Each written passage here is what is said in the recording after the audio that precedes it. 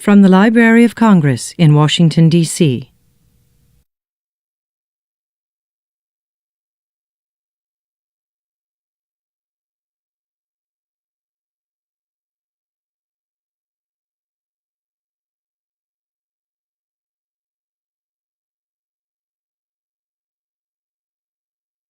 We're in the Library of Congress. It's May 9th, 2012. I'm with the honoree for the Gershwin Prize for American Song. My name is Mark Horowitz. Burt Bacharach is here.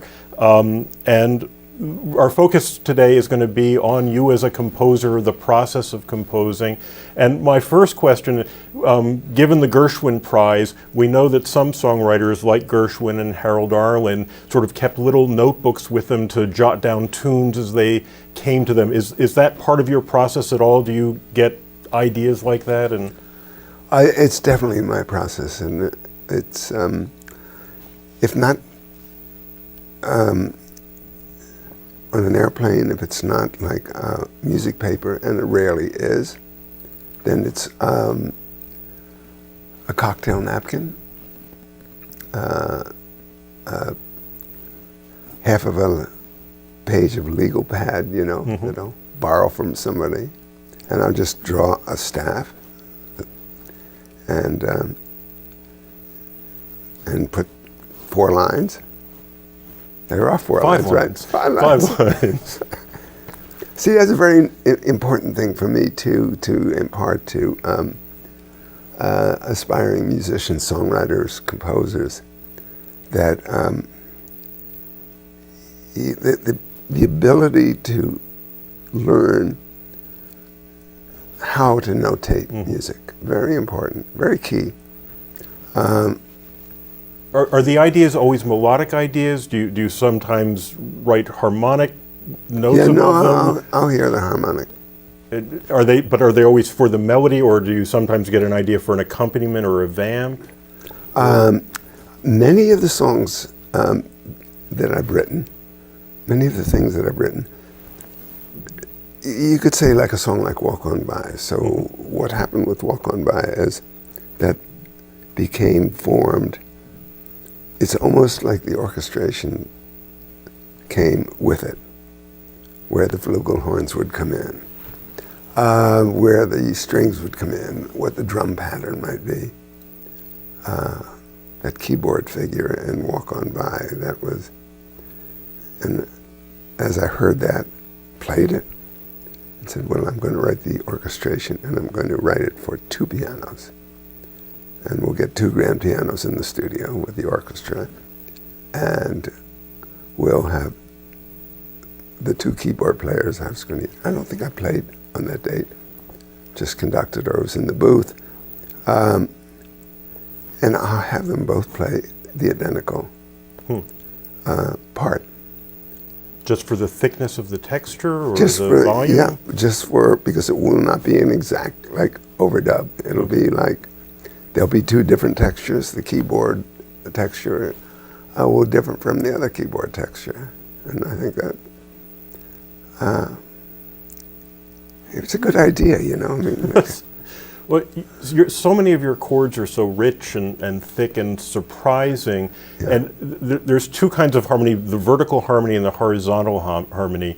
In terms of how much of it is you think, this is where I am in the song, this is the melody note, this is how I want to harmonize it, versus do you have a harmonic outline for a whole song? Is that part of well, I have to try, Mark, to look at the vertical outlook. That's why it's important for me to get away from the keyboard, both in orchestrating and both in composing. Because I have to try to hear the whole thing as an entity, rather than be kind of like enchanted by a bar that sounds really good. But where is that going to be in the overall 3-4 bars? Where does it lead to? Where's the relief? Where is where you can stand back? And that's why a normal process will be for me to be able to get away from the keyboard and and then come back and check it out at the keyboard and go from the couch to the keyboard. And sometimes on recording dates, what I would do with musicians sitting in the studio, and if I was stuck, something wasn't working, I'd give a 10-minute break to the orchestra, and I'd go into the men's room and go into one of the stalls and close the door. I mean, I'd just sit on, sit down there. I wouldn't need to have to go to the bathroom or anything. I understand. I would have a place to sit, that nobody would talk to me, nobody would see me. And I'd just run through and try to isolate in my head what was wrong, what was stopping me at a certain time. 9 out of 10 times I'd have the answer when I'd come out. Yes, there was a pressure. It was a 10-minute break. I mean, one could have nightmares about not getting the orchestration done in time. I think there was a famous story about Quincy Jones, like up in his hotel room years ago, with the arrangements not done, with Paul Simon in the studio, with a lot of musicians, the whole string section. And I've had many correlated dreams like this, not being finished in time, not having it done. When you come up with the solutions, do you just do you play it on the piano for the musicians? Do you dictate it? That's good question. An average session for me would be get my rhythm players, whoever's on the date, bring their, and I don't write out like a bass part, like per se. I do write certain lines where I want the bass to maybe hold a note or play off of the fourth beat into the down. And I'll signify things like that, but I'll give a certain kind of liberty. I wouldn't write a drum part out. I might say, yes, play a cross stick, go to the snare drum here. But what I would do is gather them around the keyboard and play the song for them and sing it. And whether I was the singer I wasn't the singer on the date, but just let them know the song. If there was another singer, would you have them listen to you singing it as well? Not necessarily, okay. Because that singer would know the song before we were in the studio. How many takes typically does it take to get through a number before you're comfortable with it? Is there any average on that? I've overdone it, I mean, Dionne's first record, that Dionne Warwick, Don't Make Me Over, it was probably 28 or 29 takes, but we had it 4. I keep going for, let's get it, can we top what we got? And the challenge always is, and it's a great kind of, it's not a game, the challenge is to have everybody meet at the 100% mark. In other words, the singer will give that performance, that magical performance. The drummer will play better than he's played on any of it. Everybody will have connected in this. I love the recording process where everybody's in the studio at the same time, because rather than making a track, I've never comfortable with that. Making a track, having the singer come in, because I like having, just say the drummer or the keyboard player, react to what the singer has just been singing. When you do all these takes, is it ever true that when you go back and listen, that the first take actually turns out to be, even if there are flaws, the most exciting, or the of course, okay. of course. And there are some days I've done that were just caught magic in this 2 takes, 3 takes, never went beyond. Like the Ron Isley album that I did with him, where I try to reinvent a lot of these songs that had been done in a different way. And we took two rooms at Capitol Records, and Studio A and B, and joined them together and put the strings in one. hey, we did Alfie on the first take, and that was it, you know. Really? Yeah. And because there was, it put him in a room, not baffle him off, put him where he's almost part of the orchestra. But that's him who? Ron Isley. Okay. Put Ron Isley out in the room, and that's an exceptional studio because you can do that in there. This studio, I think Sinatra used to record in.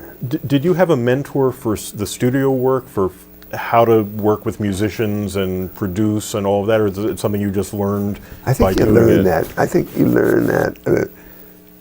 Do you learn orchestration from, I remember Henry Mancini had a book on orchestration that had reference discs. So you want to see how he scored 6 bars of Pink Panther, you could see his actual score. Mm-hmm. And you could then see, all written in concert key, and hear it. And there was a little, but I was beyond that because I used to look at some arrangements that, and it's also seeing what you can. When I started, Mark, I didn't have a clue really. I said, well, we got 9 violins on the date. That's great. So each violin must be playing its own part. See, that's real just dense on my part. No, you have 9 violins, and you don't want to have 9 different parts. You do want to have them, hopefully more than 9, because 9 is a little light for, but with a great engineer. And I did a lot with Phil Ramone, and Phil Ramone was a violinist. And Phil I didn't know that. A prodigy. And so he could get a string sound that was unbelievable when he was recording, when he was an engineer. I wanted to go back a little bit more about the composition process. Yeah. On the one hand, you talk about how it sort of comes greatly fully formed in your mind, but you've also talked about, I think Alfie, you said it took you 3 weeks to write. Is it a new version each time, or how do you refine and change until you? Is it note by note saying this one is too obvious? You don't want to go note by note. You want to go the whole vertical picture and see where it's going. And that was an important, very important lyric. And that was basically setting Hal's lyric, because it had to conform to what this movie was about. So if the assignment had come in, the movie's coming out, would you guys write a song for Alfie, the title song? And if I had gone to the piano and just kind of fooled around and came up with a melody, that wouldn't work. I mean, I'm a big believer in many situations, the words have to come first, and they have to be set. I just did a show with Stephen Sater that opened at the Old Globe in San Diego at the end of last year.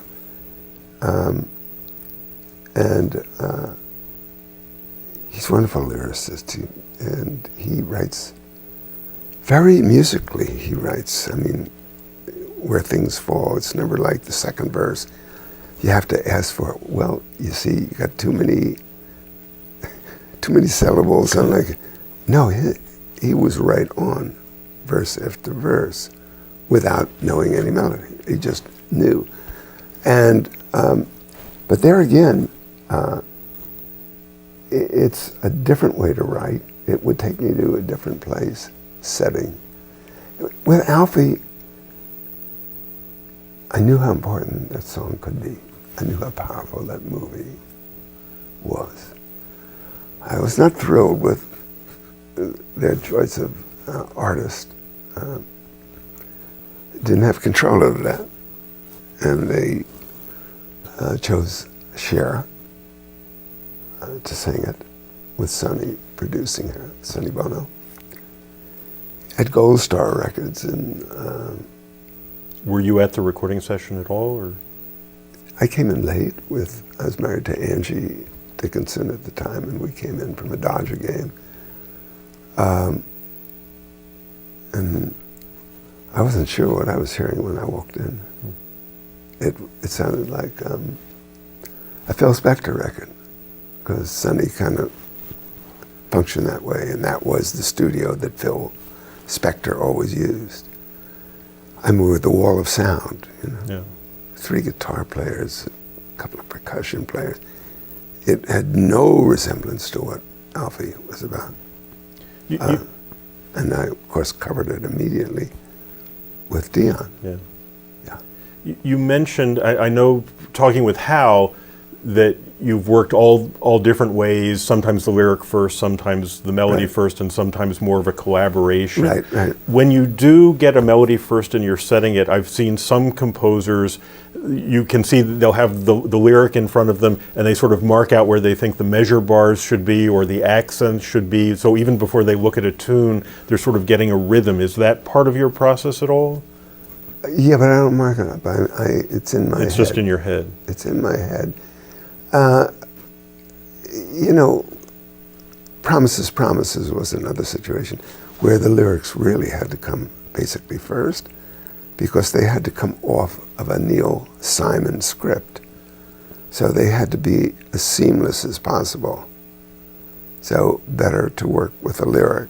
See, that shocks me, because my assumption would have been, I mean, that's one of your songs that has the most sort of meter changes in it. And I would have thought that would have been the case for when the music came first, and that when it's the lyric first, it would be sort of a more traditional song. But it's fascinating to me that it wasn't that way. Well, Mark, if you look at Alfie, you'll see that, I don't know, is it a 12-bar phrase, or 11-bar phrase, or something? It's not an 8-bar phrase.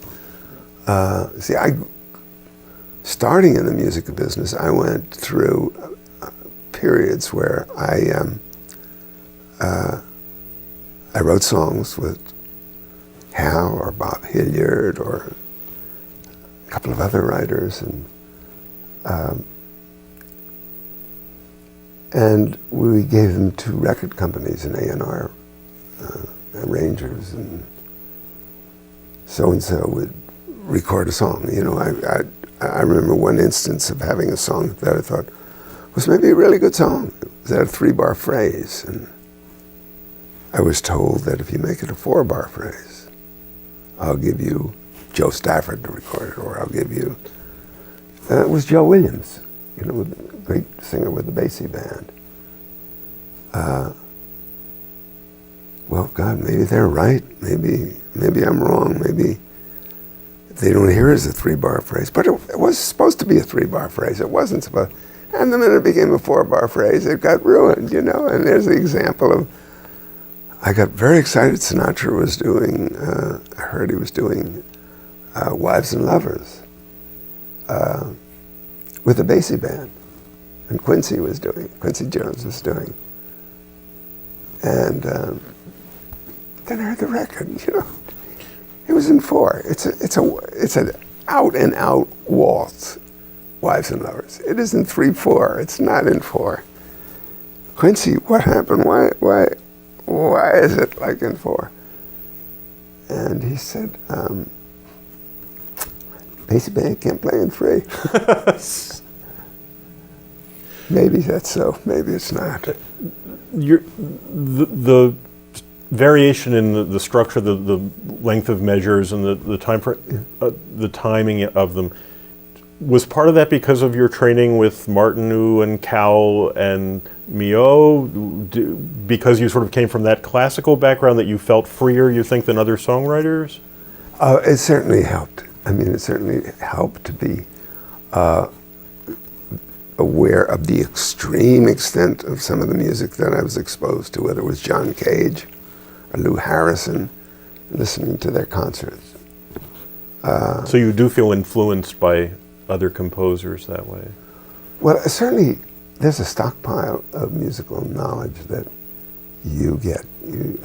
you assimilate. And I mean, I never was much for the plain vanilla 3-chord song.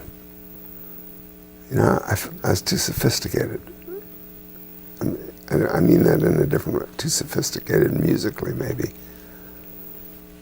So it's, you know, I tend to put the 9th in the chord. And though, you know, that changes as I write now. There's something very basic about going. I mean, I just did an orchestration because on the tour in Australia, I wrote an orchestration on, hadn't done it in a long time, for one of my singers. I just don't know what to do with myself. And, which is a really good song that I'd kind of forgotten. And maybe one of the reasons I forgot about sort of was because it really does start, I just don't know what to do with myself. So it's basically a C chord going to an F chord, going back to a C chord. And though I tried to play with, let me see if I can go for pure C and then go to an F, but let's put the second in there, in the right hand. And it doesn't belong. And then there are chords that be very lush later, and then the second 4 bars. It's a minor 7th, a minor 9th, a B flat major 7th, but those opening bars are structurally belong to C major, pure vanilla, F, pure, and C. Just based on the title of the song, it seems like a perfect illustration of the title. Yeah, that's good. You know. That's good. It's a good song. And, you know, hadn't been doing it in concert and did it, I did it one time with Elvis Costello, but that was a different arrangement. I wrote this arrangement because I knew we were dealing with symphony orchestras down in Australia, so I knew I could get the violins up in the atmosphere. You seem to have a penchant for high string lines, for people singing high in their tessituras. Is there something? Well, particularly singers. And that's why, you know, I've gravitated to more to the female voice. Is there more emotion that comes out? I'm trying to think who gave me what I'd want. You know, Gene Pitney was great. I'm trying to think of the male artists that I had success with. Gene Pitney was great. Tom Jones? Tom was great. But, you know, they're different voices than Luther Vandross, you know, than Isaac Hayes. See, I guess I was always gravitating towards the urban. I mean, that's why the album, though, it was kind of a cult album, the album with Ron Isley. So special because he gave me everything that I could possibly. And he did it where those were the vocals right there with 1 million musicians playing at the same time. Bam! So many of the singers who perform with you, they may have wonderful ranges and amazing pitch and all of that, but they seem to be, there's a light, breathy quality to them. You don't, especially the female singers, you don't tend to work with belters and big voices. Is that similar to the high range? There's something in that sound that you have a preference for? Yeah, I'm not big on working with the diva singers. Naming no names, you know, that kind of go into great vocal tricks and things like that. That's a different kind of vocal trick than you get from Aretha. Aretha will give you a lick that you say, oh man, you know, impeccable. So many of your songs have vocal melismas. Are those, do they evolve in the studio, or that's in the song from the very beginning? Give me an example. The Dionne song, "Walk On By," Right. the way the by goes sort of at the end of phrases. It's not just a straight tone. The one note travels. It travels through and it holds from with the two piano figure that comes in, walk on by, and then you got that line that's going, which is the two pianos playing a little bit of a dissonant thing, and which is kind of a sense of an urgency. It's an interesting song when you really look at Walk On By. There is no bridge, there is no chorus, really. But from the very beginning, that whole "Walk On By" and the sort of the extensions was always, it wasn't something that she sort of evolved with you in the studio. No. Okay. When you compose for film, not the songs for films, but just instrumental music, and you're not limited by the range of a human voice, does that change how you write? Do you feel freer in a different way? Do you approach it differently? I think it's music, you see, and for me, Mark, it's been like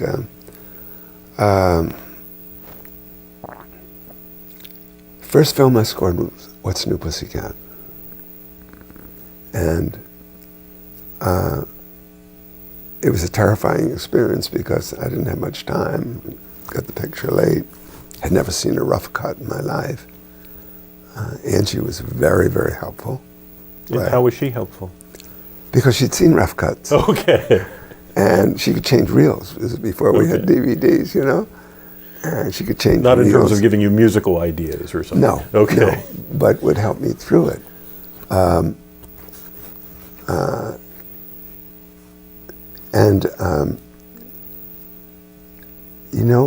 For me to get involved with the motion picture, and that's why one of the reasons why I've done not that many, I have to really kind of love it, be hooked on it, and also pay a lot of attention to knowing it. I've seen the movie 220 times by the time I get on a scoring stage. So I don't need the streamers. I listen to the dialogue. I know where the music is supposed to be out. I've memorized the whole thing. I won't conduct with a click track. I never did Butch Cassidy with a click track. I mean, I just knew every line. I knew, with Butch Cassidy, which was just this amazing experience because it was an amazing movie. And that'll spoil you for a movie that might come your way afterwards that you look at and you say, can I see this 200 times? Do you agree just based on reading the scripts? No. I mean, I knew Goldman was a great writer. Paul Newman, Redford. George Ray Hill was the director. George Ray Hill, when I went in to have a meeting with him at 20th Century Fox, when you walk in to a director's office and he's at the piano playing Bach, really, you say, ooh, this is really good and this is really bad. This is somebody who knows music. And also it could be, he could be tough on your music. So he was great, he knew exactly what he wanted. Some directors get very nervous with a film because they're concerned and they want the music to save the film, and more music is better than less music. And what that does is make it more difficult, I mean, nothing's going to save the film if it isn't there. And George Ray Hill just said, I've got these major sections in this movie, and that's where I want music, and I want the music to be important. And that's all I want. That's where I want the music. And I have to say, that's courage on his part, because I know that when I was working on the bicycle scene and watching I guess the point I was trying to say before, and I got sidetracked. I didn't get the theme on What's New Pussycat until I kept watching Peter Sellers' character over and over. And I saw the craziness and the off-center and the behavior and the wildness and Dr. Fassbender and then this theme worked. But if I'd taken music notes and gone on my remembrance and recall of what that film felt like, as is the standard usually with music composers, or used to be anyway. They take notes, film out, music out at this scene, music in, what happens, dialogue there. No, I never would have gotten that had I not lived with Peter Sellers and his character. And same with Ursula Andress in Casino Royale. I kept watching her over and over, which was something extraordinary to watch. Yeah. And so Look of Love was born that way. But it was a very sensual theme. I scored it for a small rhythm section, a very sexy sax player, with a very loose kind of bossa feel. And Hal added lyrics, it became The Look of Love. And back to George Roy Hill and Butch Cassidy.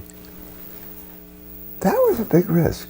For me, I saw that bicycle scene, and I had a melodic fragment that was working. And very often, what I do, Mark, is when I'm writing, I'll put dummy lyrics down. I think Paul Simon does the same thing, and he dumps them later. But when he's writing, he's putting words that sound good on such a note. I've done things where I write on trumpet parts, like on a record date. Words. It's different than them playing an eighth note and a quarter note and another eighth note. Do you share it with musicians? Yeah, they have to read it and they look at, So it's actually on their parts. So absolutely. Huh. You can get a guy that comes in who's got attitude, and say, what is this supposed to mean, and what? Hey man, sing the part. You play it like you're singing it. Stay with me is different than da.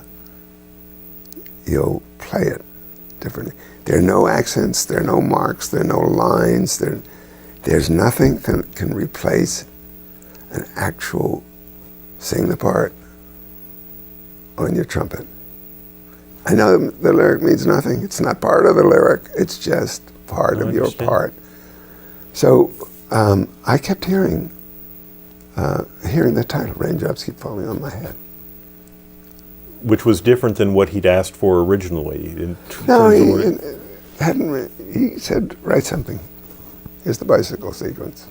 But I thought you said grand themes is what he wanted. And yeah, here was a grand theme. Okay. He didn't say there's going to be a song there, but I had the title. It was a perfect place to have.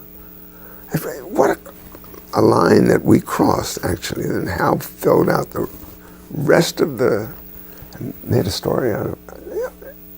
What, Raindrops Keep Falling on My Head? That works. I mean, they're in Bolivia and they're screwed. They're going to get it. I mean, they're going to lose in the end.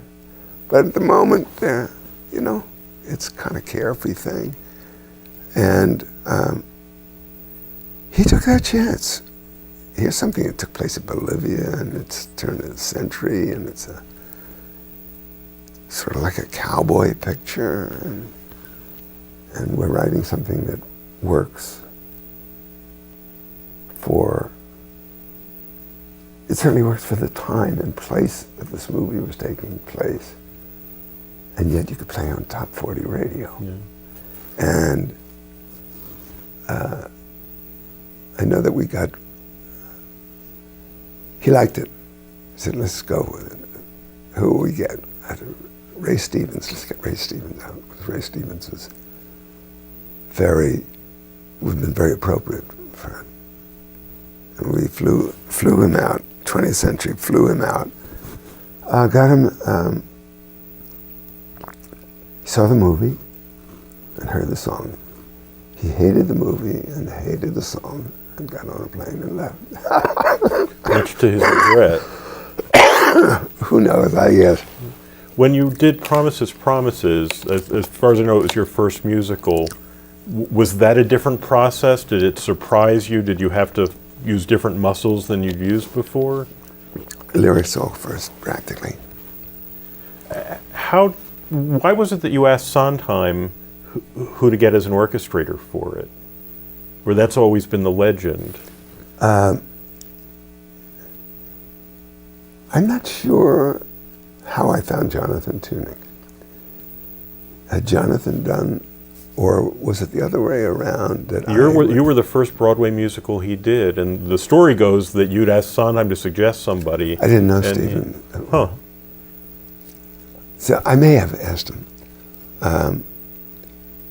It may have been the conductor who was going to conduct the show who recommended Jonathan. And then Jonathan went on and did all of Sondheim's stuff. He's a wonderful orchestrator and wonderful to work with. When you work with other orchestrators, how much information do you give them about what you want, what you're hearing, or do you see what they come up with first? Or Jonathan is very cute. Because we just worked together on Some Lovers. I came out, and I'd sit for hours at the keyboard, looking at the music, and I'm basically telling him what I want. Then he has the freedom to go. He says, I'm the only composer that he's ever done that with. Whether others don't orchestrate, or I don't think Stephen does. But I'm too much of a control freak. Boy, I hear a line and I'm good at just taking a pencil and saying, out, this is out, this is, you know. Do you hear arrangements that other people do of your songs and you're particularly pleasantly surprised that you say, oh, even though it's different from what you had done, you think the liberties they took are interesting or good? When, in last night's concert, when one of your numbers was done with a reggae beat how do you respond to things like that? I love Stevie. Is it my favorite song to do with the reggae? Make it easy on yourself? No, of course not. Make it easy on yourself is a very powerful, emotional song. One of our earliest songs. On record, it's a different thing. In concert, when you change it, and I've got a record that was sent to me by a Philadelphia disc jockey by a group called the Dells that recorded on Chess Records, where they recorded, it was called The Hits of Dionne Warwick. My name wasn't even mentioned, but they were all our songs, my songs. And they're great arrangements. And they were soulful, and they changed chords, but it all kind of is okay when it's really in good taste, you know? And the song in itself has been established. See, you have a new song. Somebody goes and records it and changes it. So in the first time that song is used, it's been altered. Like Brooke Benton did the first record of House Is Not a Home. And I said, that's wrong. Man, this guy's getting paid to sing it by the film company. It's too good a song. I mean, I'd say, Brooke, a chair is still not a chair, is still a chair. And then, even when there's no one sitting there, goes up in thirds, yeah. And his attitude was off. Hey man, listen, I'd read music, but I don't want to spoil my soul. Well, give me a break. It's back to the same thing. You're on an airplane, be able to learn solfege, learn how to notate, how to read a piece of music.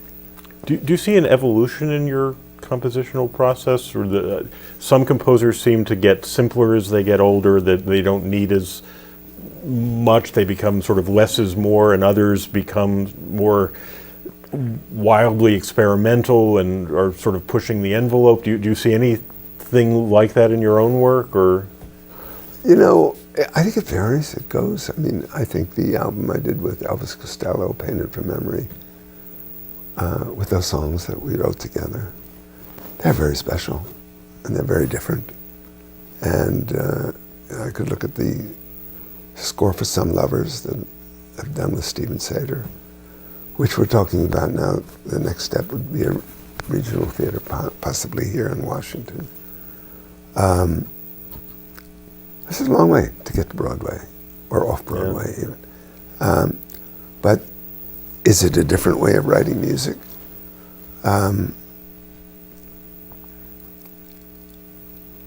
Hey, I don't like to make things complicated for people. Okay. I remember with Promises, Promises, Jerry Orbach, after 3 months, and came and see the show in New York. And Jerry Orbach had the lead, and he's kind of angry. He said, every night, God damn, I gotta sing this song.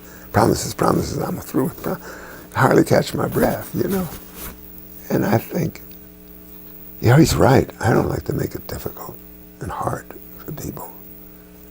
I don't want to exhaust you with a song.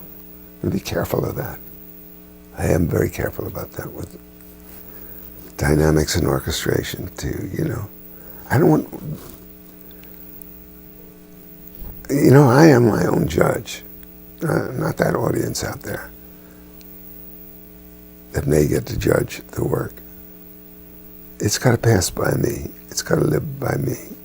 And if I'm questioning it by the third or fourth day, it's like, you can hear songs that are great for 3-4 days a week.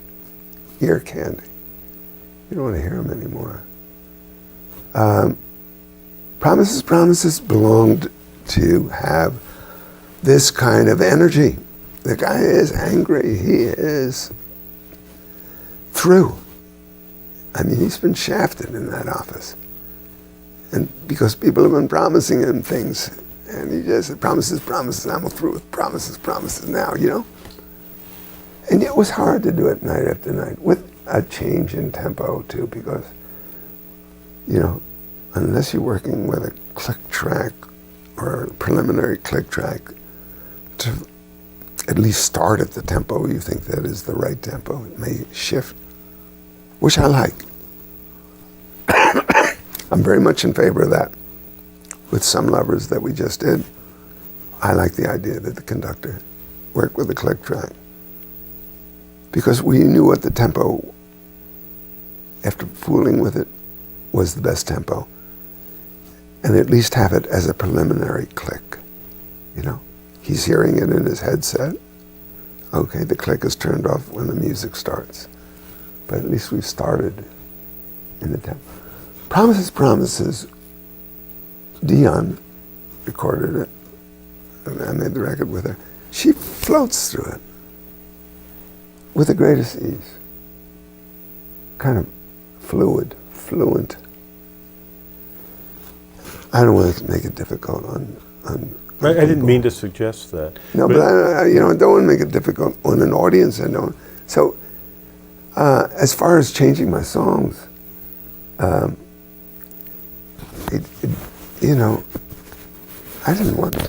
was not crazy about the record I made on Say a Little Prayer with Dionne. And though because Hal of the tempo. Because of the tempo, yeah.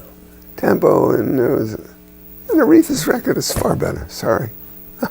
There's no doubt about it. I love Aretha's record.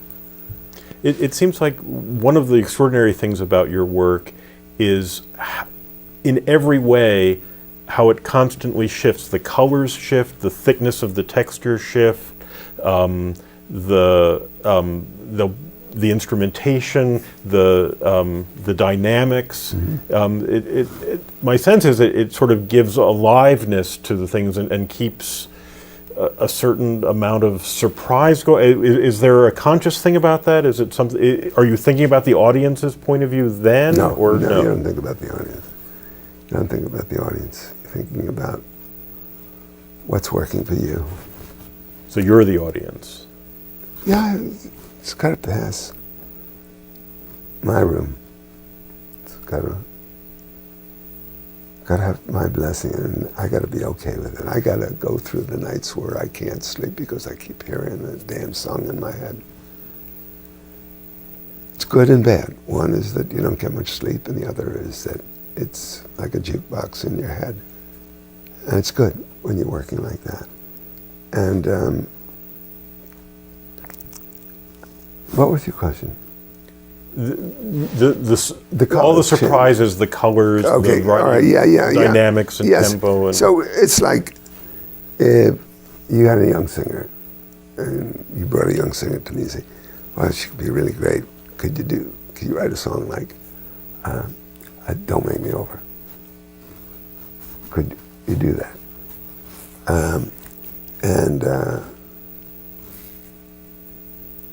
Like you did for Dionne. Kind of redo something like that. And I couldn't do that. I wouldn't know how to do that.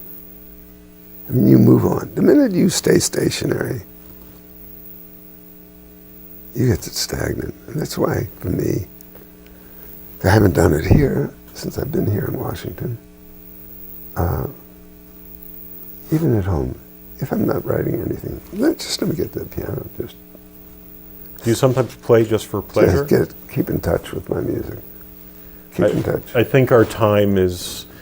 Thank you for your time today. You're Thank welcome. you for all the joys your work's given millions of us, and I'm most appreciative of that. Yeah, I'm most appreciative of that. Well, and the last thing I'll say is, by writing this music and being able to have this music, the joy that it gives me to then go out and perform it, and being able to do that, and be able to conduct a symphony orchestra, and do my music, and maybe make people feel good, feel something in their heart, or take their mind off something that's been bothering them. That's a big plus. Didn't know that was going to happen. Back before somebody suggested I go on stage, Nice being here with you, man. no, it's our pleasure, my pleasure. It's a very Thank you. enjoyable experience. Thank you. This has been a presentation of the Library of Congress. Visit us at loc.gov.